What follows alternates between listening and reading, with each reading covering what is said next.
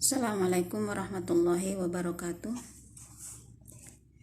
Kami akan mempresentasikan dari mata kuliah Media dan Teknologi Pembelajaran dengan tema media yang diproyeksikan.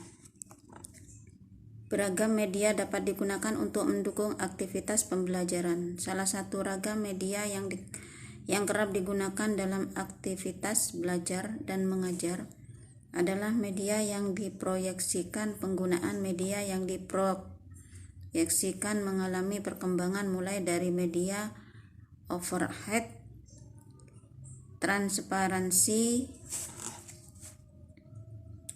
opaque, slide, dan film strip sampai aplikasi perangkat lunak yang kerap digunakan saat ini, yaitu Microsoft PowerPoint. Bab ini akan mengupas tentang peran dan pemanfaatan media yang diproyeksikan, khususnya aplikasi program PowerPoint, media pembelajaran untuk mengomunikasikan informasi dan pengetahuan. PowerPoint sebagai media yang diproyeksikan. PowerPoint merupakan program aplikasi komputer yang banyak digunakan untuk keperluan presentasi aplikasi. Aplikasi program ini sengaja dirancang dan diproduksi oleh perusahaan Microsoft, khusus untuk digunakan dalam aktivitas penyajian informasi dan pengetahuan. Langkah-langkah yang perlu dilakukan untuk mengembangkan aplikasi program tersebut sebagai medium yang dapat digunakan kegiatan presentasi. Keuntungan bagi pengguna. 1. Dapat digunakan sebagai kerangka atau outline untuk kegiatan presentasi. 2. Membuat kegiatan presentasi menjadi proses yang sistematis dan utuh. 3. Membuat aktivitas presentasi menjadi menarik. 4. Melibatkan mahasiswa dalam aktif belajar. 5. Meningkatkan daya ingat atau referensi terhadap isi atau materi yang dipresentasikan. Potensi PowerPoint sebagai media pembelajaran. Program aplikasi PowerPoint memiliki sejumlah potensi yang dapat dioptimalkan untuk menciptakan kegiatan presentasi yang efektif, efisien, dan menarik. Potensi yang memiliki oleh program aplikasi PowerPoint meliputi: 1. Penggunaan teks, 2. Penggunaan warna, 3. Penggunaan gambar atau grafik, 4. Penggunaan video, 5. Penggunaan efek visual.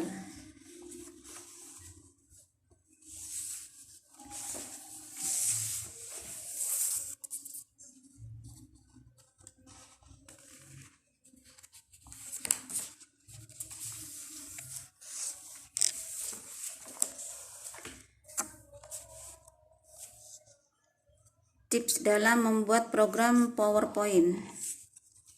Agar dapat membuat bahan presentasi PowerPoint yang efektif, efisien, dan menarik, Anda perlu memperhatikan beberapa faktor sebagai berikut.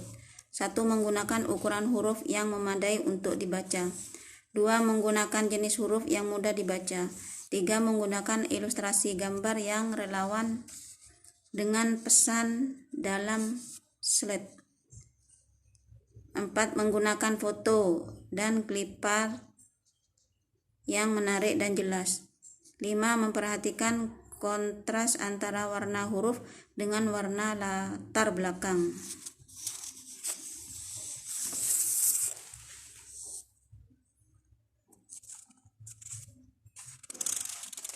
Beragam tayangan media yang diproyeksikan.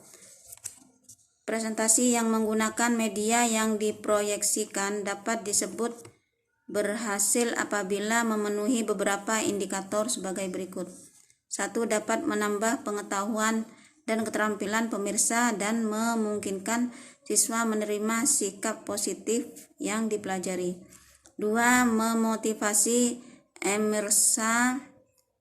pemirsa mendalami penyatuan dan keterampilan yang dikomunikasikan. 3. Mengingat pengetahuan dan keterampilan yang dipresentasikan lebih lama. 4. Mengaplikasikan pengetahuan dan keterampilan yang telah dipelajari setelah presentasi.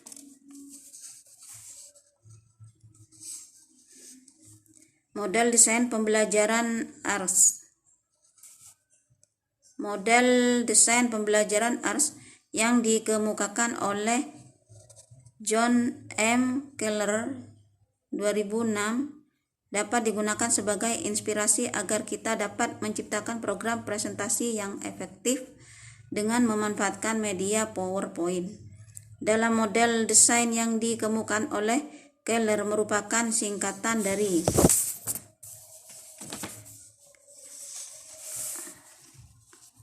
A.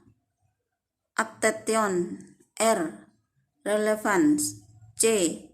Confidence. S. Satisfaction.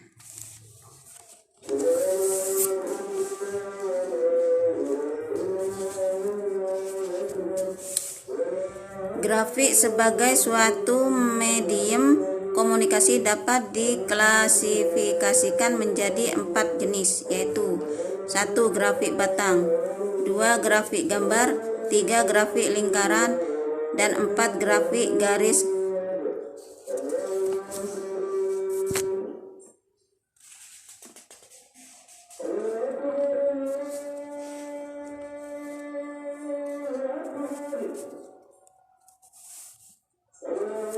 Pada umumnya, medium CAD dapat diklasifikasikan menjadi beberapa jenis, yaitu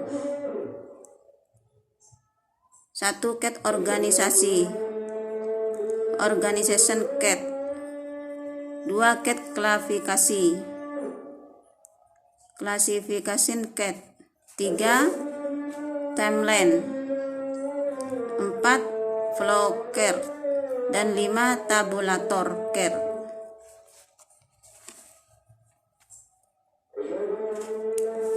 Kartun merupakan format bahan grafis yang paling populer sebagai suatu medium komunikasi.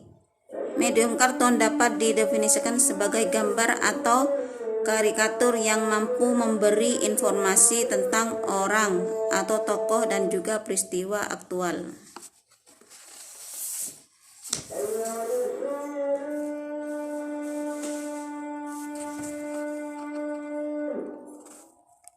Ragam media video dapat digunakan untuk mendukung pembelajaran pada semua substansi dan materi pembelajaran.